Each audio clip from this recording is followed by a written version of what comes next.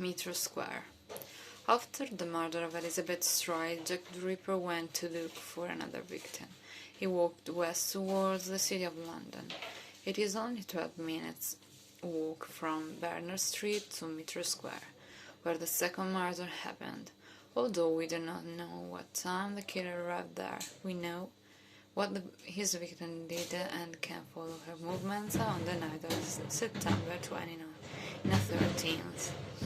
At 18:13, one Saturday night, Constable Robinson found a woman lying on the pavement in Aldgate High Street. She was completely drunk. With the help of another constable, Robinson took her to Bishopsgate Street Police Station. She slept in a police cell for 3 hours. Then she started singing quietly, and at 12:13 she asked the policeman on duty when she could go. 25 minutes later the policeman took her from her cell to the office. She asked him the time, and he said nearly 1 o'clock, which was about the time of Elizabeth Stride's murder. The woman said her name was Meg Ann Kennedy, but her real name was Catherine Edwards.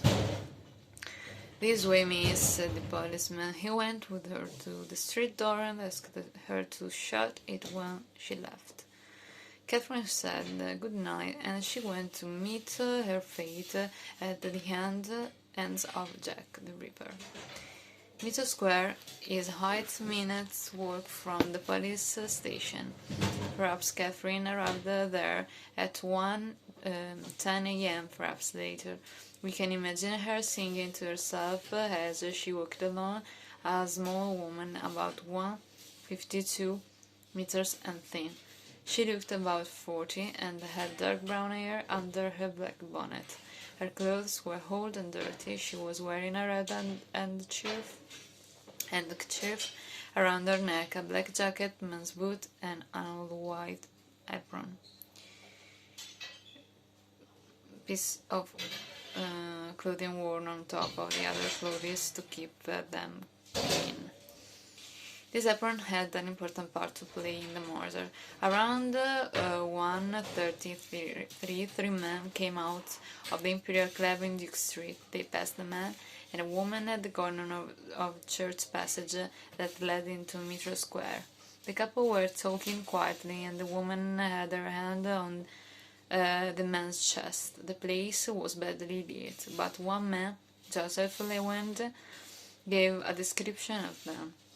He said the woman was short and wore a black jacket and bonnet. The man was aged 13, 170 meters tall, medium build, with a fair complexion and moustache.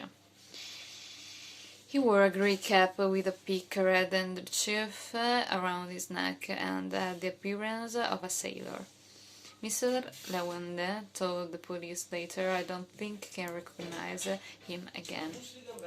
The 3 men passed out. The time was 1:35 a.m. 9 minutes later, Constable Edward Watkins on the city police walked into Metro Square. Everything seemed quiet. It was the same dark, silent square of 14 minutes before, when he had walked around it, but this time he got a terrible shock. In the darkest corner of the square he saw the body of a woman in the light of his lantern. He ran to a warehouse nearby and called out for the night for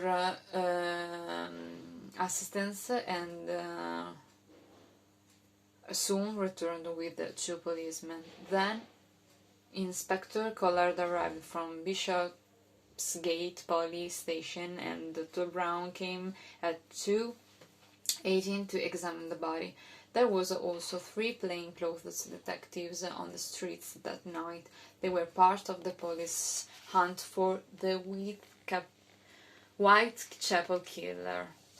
At the time of the murder, they were only a few streets away from Metro Square. Hearing about the murder, they went to the square. Then they went off to look for the killer. One of them walked throughout Galston Street just before 2 15, but saw nothing suspicious and returned to Meter Square. At 2:20, Constable Alfred Long also walked along Galston Street and saw nothing unusual. His beat took him there approximately every 30 minutes, so at 2:55 he was back in the Galston Street. This time he saw a piece of blood-stained apron in an open doorway. Near the piece of material in white chalk on the wall was a message: "Jews are men that will not be blamed for nothing."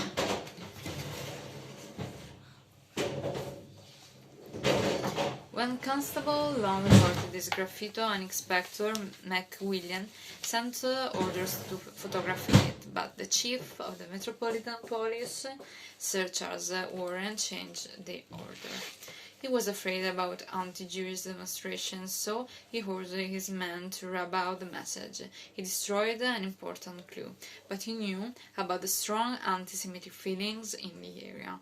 The piece of blood-stained apron fitted exactly into a missing section of the victim's apron. The killer evidently took it with him and cleaned his hands on it. At some time between 2:20 and 2:55 he was in Galston Street. He threw the piece of apron wet with blood in the doorway and wrote the message, but perhaps he did not write the message. Perhaps it was already there and the murderer dropped the apron near it by chance. Or did he see the graffiti and leave the apron there to put the blame on the Jews?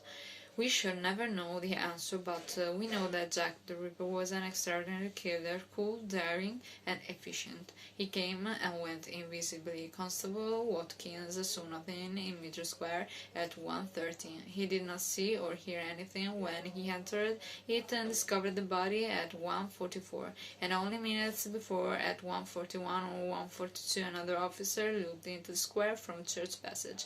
I saw no one and heard no cry or noise, he said later. Mr. Morris, the night watchman in the warehouse, went to the door and looked into the square 2 moments before Constable Watkins called him. Everything was quiet and deserted. So, in less than 15 minutes, the Ripper took Catherine into Meter Square, killed her, mutilated her horribly, and escaped, right under the noses of the police. His escape was amazing. Immediately after the discovery of the murder, the streets were full of policemen. The police were already everywhere in the area after Strite's murder, but the discovery of the apron shows that the killer was out in the street at some time between 2:20 and 2:55, 36 to 71 minutes after Watkins discovered the body. Galston Street is only 5 minutes from Meter Square. So, what was the murderer doing? To the police, Jack the Ripper was a mystery. He is still a mystery today. Catherine Edwards was the Ripper's fourth victim. She was 42 and lived in a logging house. People said she was jolly, always singing. Her partner was John Kelly. When they parted at 2 p.m. on Saturday 29th, Kelly told her to be careful about the Whitechapel killer. "Don't you worry about me," replied Catherine. "I'll take care of myself and I won't fall into his hands."